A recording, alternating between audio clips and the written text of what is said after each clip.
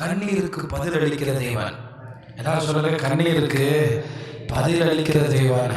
திடீரென்று ராஜ்ய பாரத்தில் உட்கார்ந்து இருக்கும்போது எசேக்கியாவிற்கு ஒரு தகவல் வருகிறது, உனக்கு முடிந்து விட்டது, நீ மரித்து போவாய். இப்படி தேவன் அனைவருக்கு சொன்னால் அன்றைக்கே மரித்து போவார். ஆகாப் ராஜாவிடத்தில் சொன்னார், யுத்தத்துக்கு நீ போயிட்டு வரும்போது வரமாட்டாய் என்று. அவன் வரவில்லை. சவுலிடத்தில் சொன்னார், நீ நாளைக்கு மரித்து போவாய். அவன் மரித்து போனான். வேதத்தில் இப்படி சொன்னவர்கள் யாரும் அழுகவில்லை, அவர்கள் மரித்து போனார்கள். இப்படி ஆண்டவர் சொன்னால் சொன்னபடிதான். அந்த தீர்க்கன் சொல்லுவான், நான் உன்னை வந்து வைத்துக் கொள்கிறேன் என்று ஒரு தீர்க்கதரிசியை ஜெயிலே போட்டுவிட்டு ஆகாப் போவான். அப்ப தீர்க்கதரிசி சொல்லுவார், நீ வந்தா தானே என்னை வச்சுக்கிறதுக்கு, நீ வரவே மாட்டியே. கர்த்தர் சொன்னபடி இந்த யுத்தத்தில் என்ன ஆயிடுவ, செத்து போயிடுவ அப்படின்னு. ஆனால் இவர்கள் யாரும் தேவ சத்தத்தை கேட்டு அழுகவில்லை, தேவ சத்தத்தை கேட்டு கதறவில்லை. மாறாக எசேக்கியா நல்ல அப்பாவுக்கும் பிறகு மோசமான அப்பா, ஆகாஸ் இருக்கிறதுலே கேவலமான ராஜா. ஆனால் இவனுக்கு ஒரு விசுவாசம். எசேக்கியாவை குறித்து வேதம் நமக்கு என்ன காண்பிக்கிறது தெரியுமா? இவனை போல கடவுளை நம்பினவன் எனக்கு முன்னியும் இல்லை, இவனுக்கு பிரித்தியும் இல்லை. அப்ப தாவீது எங்கன்னு கேட்கிறீங்களா? நான் பேசுறது யூதாவின் ராஜாக்களே. இந்த நல்ல கவனிக்கணும். வசனத்தை பார்க்கும்போது யூதாவின் ராஜாக்கள் ஒரு ஃபர்ஸ்ட் பிளேஸ் ஆண்டவர் இவனுக்கு கொடுக்குறாரு. இவனை போல நம்பிக்கை உள்ளவன் இல்லை. அந்த நம்பிக்கை தான் நான் மரித்து போவேன் என்று சொன்ன கர்த்தருடைய வார்த்தை உண்மை. நான் நான் போவேன், முடிந்து போனேன் என்கிற உண்மை. ஆனாலும் நான் கூப்பிட்டால், நான் அழுதால், நான் கதறினால், நான் ஆண்டவரிடத்தில் கண்ணீர் வடித்தால் என் ஆயுசு நாட்களை கூட்டி தருகிற ஒரு ஆண்டவர் இருக்கிறார். இதுதான் விசுவாசம். அவனுக்கு தெரிகிறது. கண்ணீரோடு ஜெபித்தார். எனக்கு என்ன, இந்த செய்தி வந்த உடனே சவர் பக்கமா திரும்பி, என்ன செய்தி, பேப்பர் செய்தியா, யுத்தத்துக்கு ஆள் வந்துட்டாங்கிற செய்தியா, எதிரி பாளையத்தில் வந்துட்டாங்கிற செய்தியா, நீ செத்து போவாயின்னு ஒரு பேப்பர்ல எழுதி கொடுத்தா எப்படி இருக்கும் சொல்லுங்க பிரியமானவர்களே?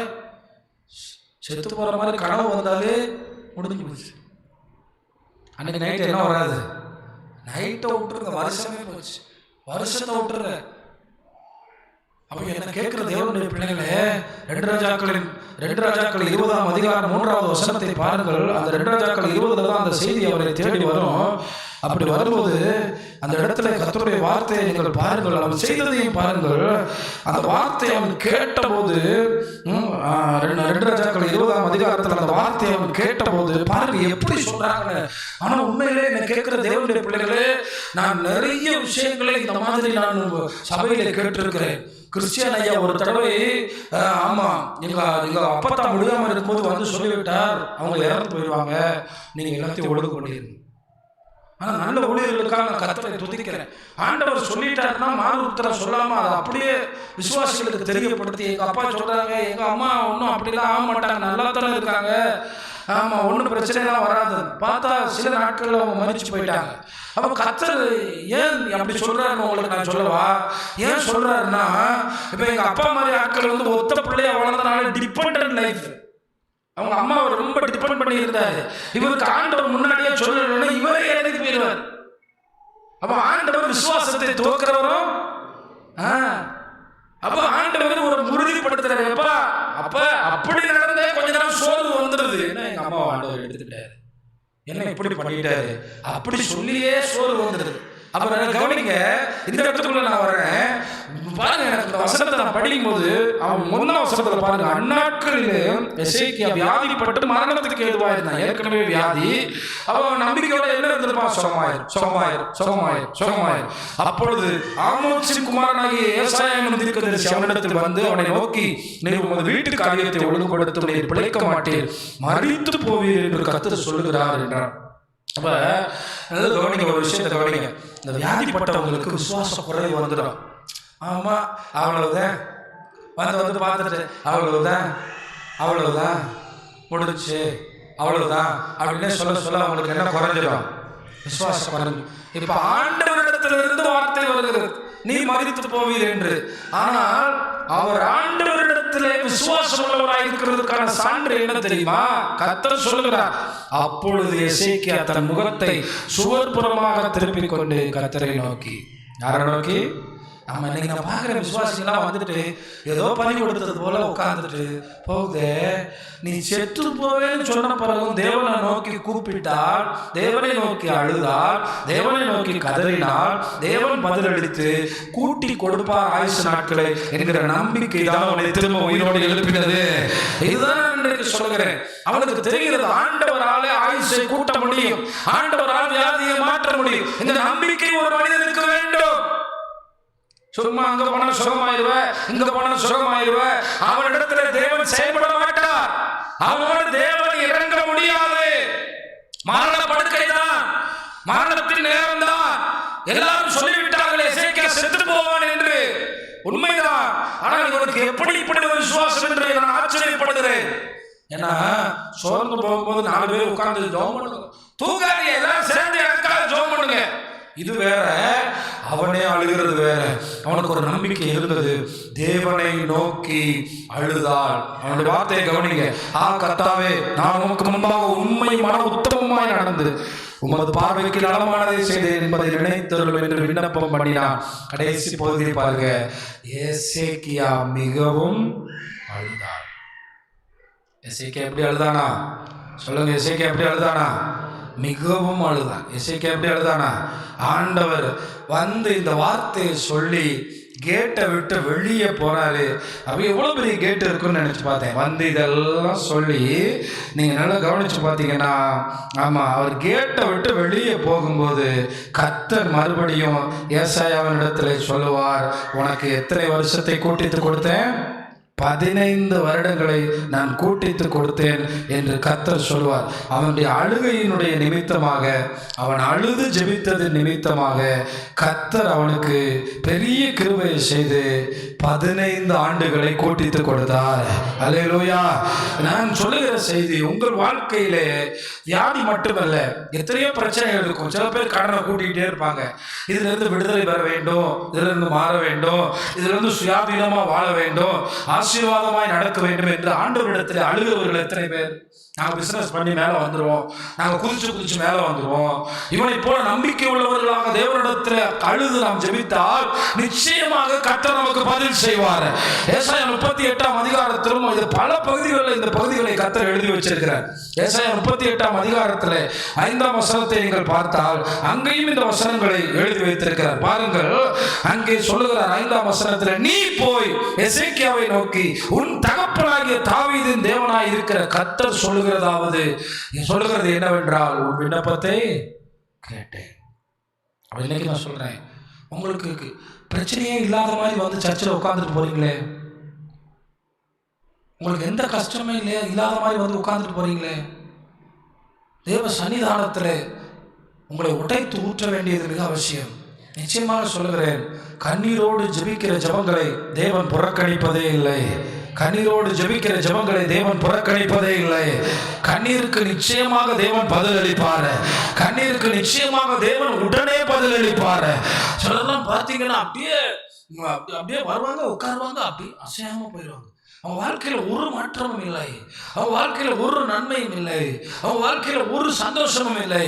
அவங்க வாழ்க்கை ஒரு நடைபெறும் போல வாழ்ந்து கொண்டிருக்கிறார். நீ கேட்கிற தேவனுடைய பிள்ளைகளே, ராஜாவானாலும் அவனுக்கும் தேவன் உதவி செய்ய வேண்டியது இருக்கிறது. அதனால இன்னைக்கு எனக்கு இது வந்துட்டா எல்லா பிரச்சனையும் தீர்ந்துடும். ராஜாவுக்கே தேவன் தேவை. ஆண்டவரிடத்துல என்னை பாதித்த பகுதி மிகவும் அழுதான். எப்படி அழுதானா? ஆண்டவர் சொல்றாரு, உன் விண்ணப்பத்தை கேட்டேன், உன் கண்ணீரை கண்டேன், உன் நாட்களோடு 15 வருஷத்தை கூட்டுவேன். அல்லேலூயா, அல்லேலூயா. எத்தனை வருஷத்தை கூட்டுவேன்? 15 வருஷத்தை கூட்டுவேன். கர்த்தர் சொன்னபடியே அவனுக்கு 15 ஆண்டுகளை கொடுத்தார். அவனுக்கு ஒரு பிள்ளை செல்வத்தையும் கொடுத்தார். அவனுக்கு ஒரு மனாசையை கொடுத்தார். அவனுடைய மனாசையினுடைய வம்சத்திலே தான் இயேசுவும் வந்தார். அப்போ பார்த்தீங்களா, இங்கே அவனுடைய ஜெபத்தை ஆண்டவர் எதிர்பார்த்தார். எப்படியும் ஆண்டவருடைய வாக்குத்தத்தம் நிறைவேற வேண்டுமானால் எசேக்கியா சாகக்கூடாது. நீங்கள் உங்களை கொண்டு கர்த்தர் சொன்ன வாக்கு தத்துவத்திற்காக நீங்கள் பிழைப்பீர்கள். ஆனால் நீங்கள் ஆண்டவரிடத்தில் உங்கள் கண்ணீரை வடியுங்கள். ஆண்டவர் நல்ல கவனிங்களேன், அன்னாருடைய விஷயத்துல என்ன எதிர்பார்த்தார் தெரியுமா? அவளே தான் தாமதப்படுத்தி கொண்டார். எத்தனையோ வருஷம் வந்து வந்து வந்து வந்து போறார். அவமானத்தை தானே தாங்கிக் கொள்ளுகிறார். நான் சொல்கிறேன், உங்கள் உறவுகளுக்கு ஆசீர்வாதத்துக்காக ஜெபிக்காதீர்கள். அவர்கள் தேவனிடத்தில் வர வேண்டும், தேவனை விசுவாசிக்க வேண்டும், தேவனிடத்தில் கண்ணீர் வடிக்க வேண்டும் என்று ஜெபியுங்கள். இல்லை என்றால் உங்கள் கண்ணீர் வீணா போய்விடும். நான் கண்டுபிடித்தது ஒன்று மட்டும்தான், இந்த அன்னாள் கண்ணீரோடு ஜெபிக்க மாட்டாளா என்று சொல்லி ஆண்டவர் பார்த்து கொண்டே இருக்கிறார். ஆனால் இன்னொரு காரியத்தையும் பார்க்கிறார். அன்னாள் ஒரு பொருத்தனையும் பண்ண வேண்டியது அவசியமாக இருந்தது. ஆனால் இதை கூப்பிட்டு ஏலியோ யாரோ சொல்லிக் கொடுக்கவில்லை, கர்த்தர் கூட சொல்லிக் கொடுக்கவில்லை. அவள் பார்த்து தெரிந்து கொள்ளுகிற ஒரு நல்ல ஞானமுள்ள ஸ்திரீயாயிருந்தார். ஆண்டவர் எனக்கு ஒரு பிள்ளை தர வேண்டும், நான் அதை அவருக்கு கொடுக்க வேண்டும் என்று முடிவெடுத்து விட்டாள். அப்படி ஒரு பிரச்சனையோடு அவளுடைய காரியத்தை நீங்கள் பாருங்கள். நானும் பார்க்குறேன், 10-15 வருஷமா சிலர்லாம் பார்க்குறேன். ஒரு நாள் வந்து இந்த கதவை திறந்து முழங்கால் போட்டு எனக்கு இப்படி பிரச்சனை இருக்கே ஆண்டவரேன்னு சொல்லுவாங்கன்னு அவரும் இவ்வளோ ஆசீர்வாதத்தை கையில் வச்சுட்டு இவ்வளோ நன்மையை வச்சுட்டு காத்துக்கிட்டே இருக்காங்க. ஆனால் அவங்களுக்கு ஆண்டவர் ஒரு பொருட்டாவே இல்லை. ஆண்டவர் நீ நிறைய பேரை பார்க்குறாரு, வேதனையோடு இருக்கிறார், கேட்குறாரு. அப்படிதான் நம்ம சில ஆராதனைகளை வந்தால் அப்படியே வருவாங்க, உட்காருவாங்க, எதையோ யோசிப்பாங்க, அப்படியே போயிடுவாங்க. இன்றைக்கு ஆண்டவர் உங்களை விசுவாசத்தில் நிரப்புவாராக. படுத்த படுக்கையை மிகவும் அழுது ஜெபித்து பதிலை வாங்க முடியுமானால்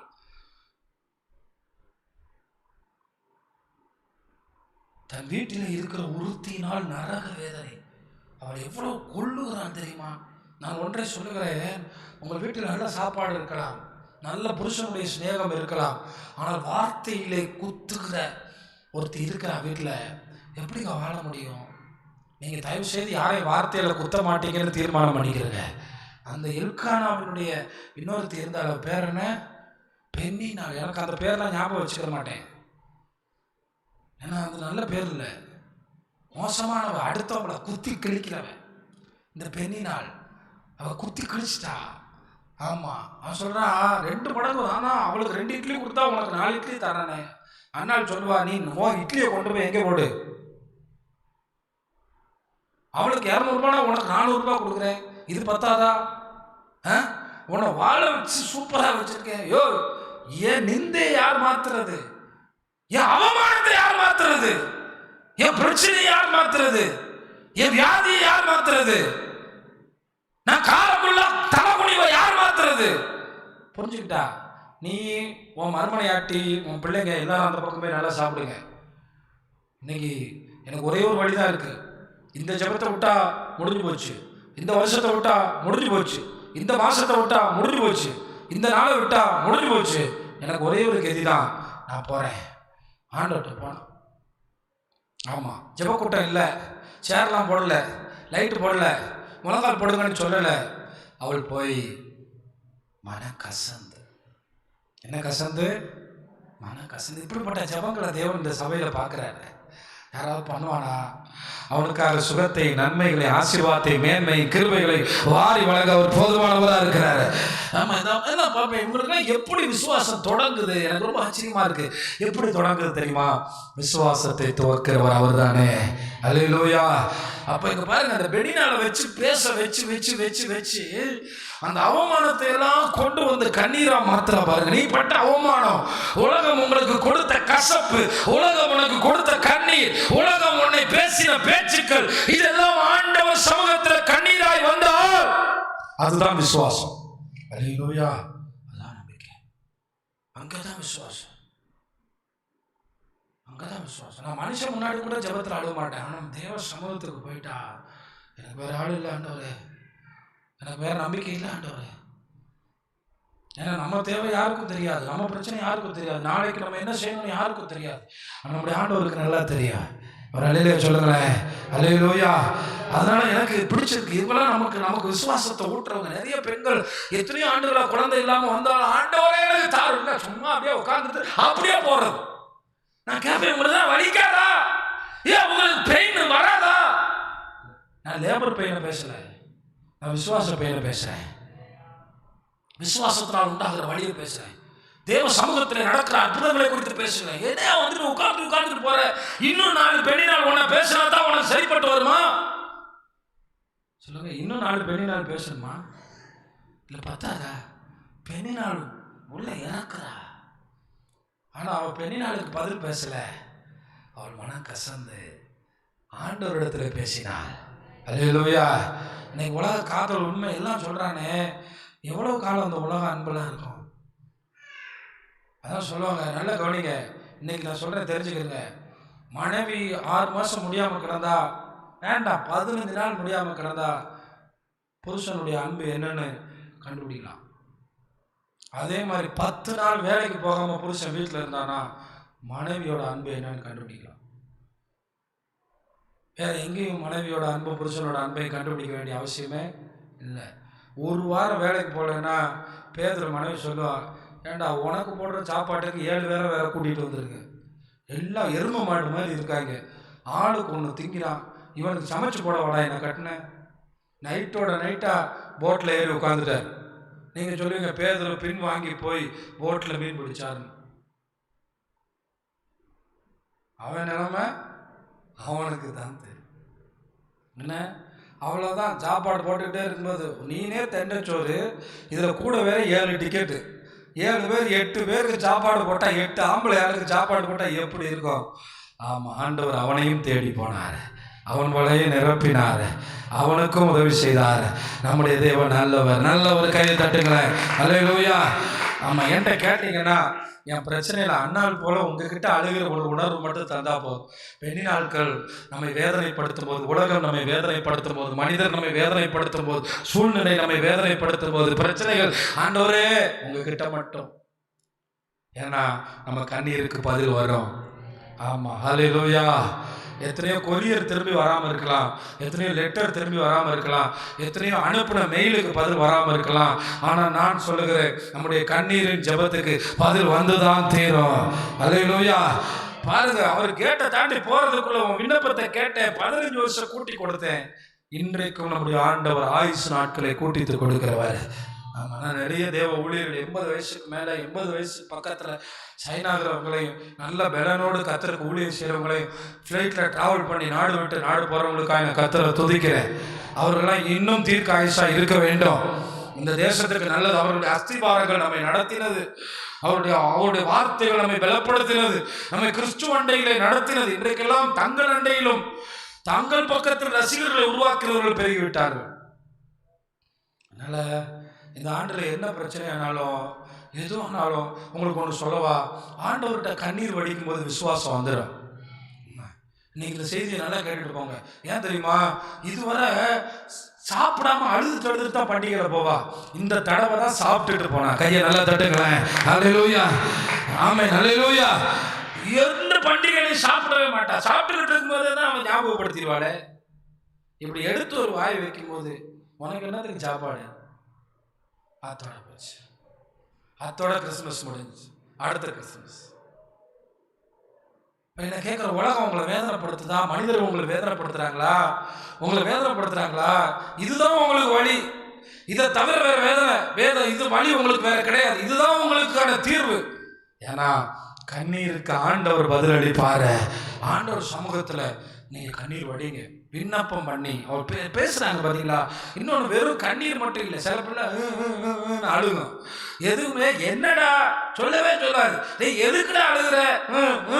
ஆனா அப்படி இல்லை. எசேக்கியா, ஆண்டவரே உமக்கு முன்பாக மன உத்தமமா நடந்தேன், என்னை நினைத்தார்களோ. இங்கே நீங்க கவனிங்க, சேனைகளின் கர்த்தாவே. தொடக்கத்தில் பார்த்தீங்களா, நான் அந்த மரியாளோட ஒர்ஷிப்பையும் அண்ணாளோட ஒர்ஷிப்பையும் நான் கனெக்ட் பண்ணி பார்த்துருக்கேன். அவ்வளவு அழகான ஜெப வார்த்தைகள். குழந்தையே வரல, இங்க பிரதிஷ்டை, இங்க பாருங்க ஒப்புரவா, இங்க பாருங்க எப்படிப்பட்ட ஒரு தீர்மானம். அதாங்க விசுவாசம். அதுதான் ஆண்டவர் மேல 100% நம்பிக்கை. அதுதான் நிறைய பேரை பேக்கை தூக்கிட்டு நேர சர்ச்சுக்கு வந்துடும். எனக்கு என்ன 4 பேர் கேட்பாங்க, உபவாச ஜெபமா? இல்லையே. ஏமா இன்னைக்கு போற? நான் மனம் கசந்து என் கண்ணீரை தேவனிடத்தில் தெரியப்படுத்த போகிறேன். ஆமா, இதெல்லாம் அட்டவணை பார்த்து வர்ற கூட்டம் கொஞ்சம் பேர் இருக்காங்க. அதை தாண்டி எப்பயாவது தோணுச்சுன்னா பைபிளை திறந்து படிக்கிறது, எப்பயாவது வேதனை வரும்போதெல்லாம் முழங்கால் போட்டு பக்கத்தில் சபை இருக்கிறவங்க பாக்கியவான்கள் தெரியுமா. அப்படி வந்து தேவ சமூகத்தை பயன்படுத்தணும், தேவ பிரசன்னத்தை பயன்படுத்தணும். ஆமாம், மனுஷன் முன்னாடி ஒப்பாரி வச்சுன்னா நீ அவமானப்பட்டுட்ட போச்சு, ஐயோ அது கேவலம். ஆமாம், கையை வைத்து சொல்லுங்க, ஆண்டவரே மனுஷங்கிட்ட ஒரு நாளும் அழுகாம எங்களை காத்தரலும். அல்லேலூயா. அதனால தான் நான் வந்து எங்கள் அப்பா இறந்த உடனே ஒரு வார்த்தை கேட்டேன், ஆண்டவரே யாருக்கு முன்னாடியும் உடஞ்சு அழுகாம என்னை காத்துக்கிறங்க. அவர் எனக்கு நேசமானவர் தான், என்னை பெற்று வளர்த்தவர் தான். ஆனால் ஏன் நான் நல்ல இடத்துக்கு நீங்கள் கொண்டு போயிருக்கீங்க, எனக்கு அதை பற்றி பிரச்சனை இல்லை. ஏன்னா நான் அதுக்காக ஜெபிச்சேன் ஆண்டவர்கிட்ட. நம்ம ஒரு ஊழியக்காரன், இது நமக்கு ஒரு பிரச்சனை இல்லாமல் இதை நம்ம தாண்டி போகணும் அப்படிங்கிறது தான் நம்முடைய காரியம். என்னை கேட்குற தேவனுடைய பிள்ளைகளை, நாம் மனம் கசந்து அழுதால் நம் பிரச்சனைகளை மாற்றுகிற ஒரு நல்ல ஆண்டவர் நமக்காக இருக்கிறாரு. அவர் எவ்வளோ வார்த்தை பாருங்க. இந்த ஜெபத்தில் ஒருத்தவங்க பயன்படுத்துகிற வார்த்தையிலே தெரிஞ்சிடும் அவங்களுக்கு அற்புதம் நடந்துடும். ஜெபத்தில் ஒருத்தவங்க பயன்படுத்துகிற வார்த்தை. இன்னைக்கு நம்ம குடும்பங்கள் தேவ சமூகத்தை புறக்கணிப்பது, தாமதமாக வருவது, வேண்டுமென்றே தாமதமாக வருவது, வேண்டுமென்றே தேவ சமூகத்தில் அலட்சியப்படுத்துவது, தேவனுடைய வார்த்தையை அலட்சியப்படுத்துவது, தேவனுடைய சுகத்தை அலட்சியப்படுத்துவது, தேவனுடைய அற்புதத்தை அலட்சியப்படுத்துவது, தேவன் தருகிற மகத்தான கிரீடங்களை அலட்சியப்படுத்துகிற மத்தியில இந்த அம்மாவுடைய கண்ணீர் எங்கே இருக்கிறது? அப்படிப்பட்ட அண்ணாள்களை போல எங்கள் ஆராதனையில ஆண்டவரே வார்த்தைகளால் உண்மை அலங்கரிக்கிறவர்கள் வேண்டும் ஆண்டவரே, ஒப்பு கொடுக்கிறவர்கள் வேண்டும் ஆண்டவரே, பொருத்தனை செய்கிறவர்கள் வேண்டும் ஆண்டவரே.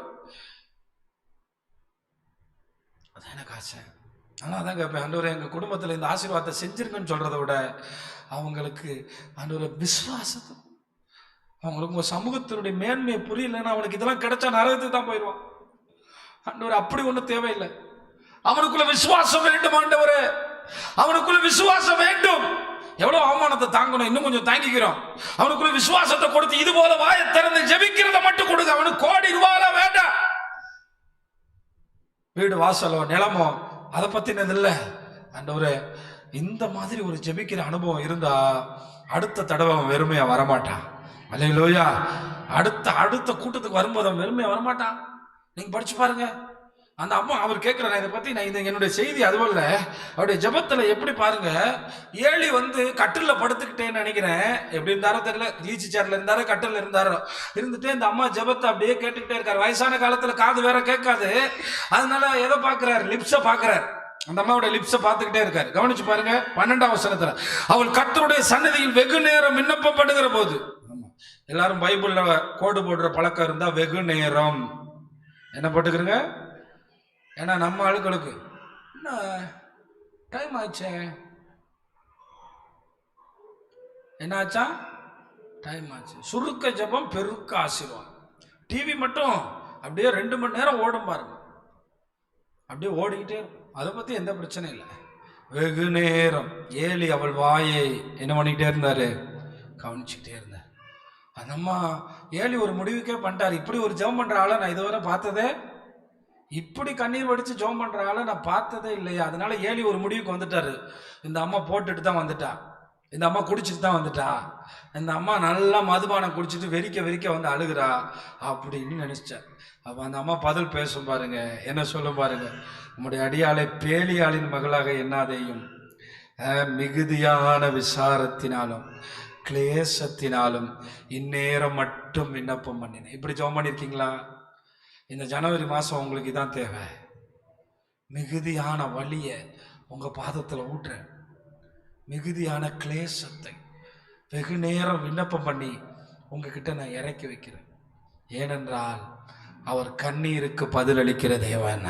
அல்லேலூயா, அல்லேலூயா, அல்லேலூயா, அல்லேலூயா. அந்த வசனத்துக்கு அடுத்த வசனத்திலே பதில் வந்துருச்சு. அதற்கு ஏலி சமாதானத்தோடு போ. சில நேரம் ஊழியக்காரங்க வாயிலிருந்து சொல்லுவாரு, அது கீழே விட்டுற மாட்டேன், கீழே விட்டுற மாட்டேன், சமாதானத்தோடு போ. எப்படி போ? சமாதானத்தோடு போ. இதை சொல்லணும்னா அப்படி ஒரு ஜெபம் அங்கே நடக்கணும். சும்மா சொல்ல முடியாது. சும்மா யாரோ ஒரு ஆள் ரோட்டில் போகிற பிள்ளைய பார்த்து நீ சமாதானத்தோட போனா, அவள் விசுவாசத்தோட வந்து ட்ரெஸ்ஸினுடைய ஓரத்தை தொட்டா சொல்லலாம் நீ சமாதானத்தோடு போ. 12 வருஷம் வியாதி ஒன்றை விட்டு மாறிடுச்சு. கையை நல்லா தட்டுங்களேன். அல்லேலூயா. ஏன் தெரியுமா? அந்த அம்மா ஜெபிக்காமலே தொட்ட உடனே கர்த்தர் சுகமாக்குனாருன்னு சொல்லவா? பெரிய பணக்காரி, அவ போகாத ஹாஸ்பிட்டலே கிடையாது, அவ பார்க்காத டாக்டரே கிடையாது. ஆனால் இயேசுவை கேள்விப்பட்ட போது பணக்காரன் சொல்லுவான், அதிலே செத்துறேன், இயேசு எனக்கு எதுக்கு? நான் எத்தனையோ பணக்கார வீட்டுக்கு போயிருக்கேன், கொஞ்சம் ஆண்டவர்கிட்ட கூப்பிட்டு பாருங்களேன். இருக்கட்டும் இருக்கட்டும், என்னமோ நம்ம வேண்டா விருந்தாளி அவங்ககிட்ட போய் நமக்கு ஏதோ கோடி ரூபா கிடைக்கிற மாதிரி அவங்ககிட்ட இயேசு உங்களை சுகமாக்குவார். ஆனால் அந்த அம்மா சொன்னாங்க, நான் போவேன், நான் தொடுவேன், நான் சுகமாவேன். அந்த அம்மா தன்னுடைய மிகுந்த விசாரணை, அந்த தன்னுடைய மிகுந்த, அது என்ன வார்த்தை பயன்படுத்துறாரு, ஒரு அழகான வார்த்தை, என்னது, மிகுதியான விசாரத்தை. ஆண்டவரிடத்துல தான் சொல்றேன், உங்க கஷ்டத்தை, உங்க கண்ணீரை அவர்கிட்ட சொல்லுங்க. ஆமா, சமாதானத்தோடு போவீங்க. அல்லேலூயா. உன் விண்ணப்பத்தின்படி அவர் உனக்கு கட்டளையிடுவாராக. எல்லா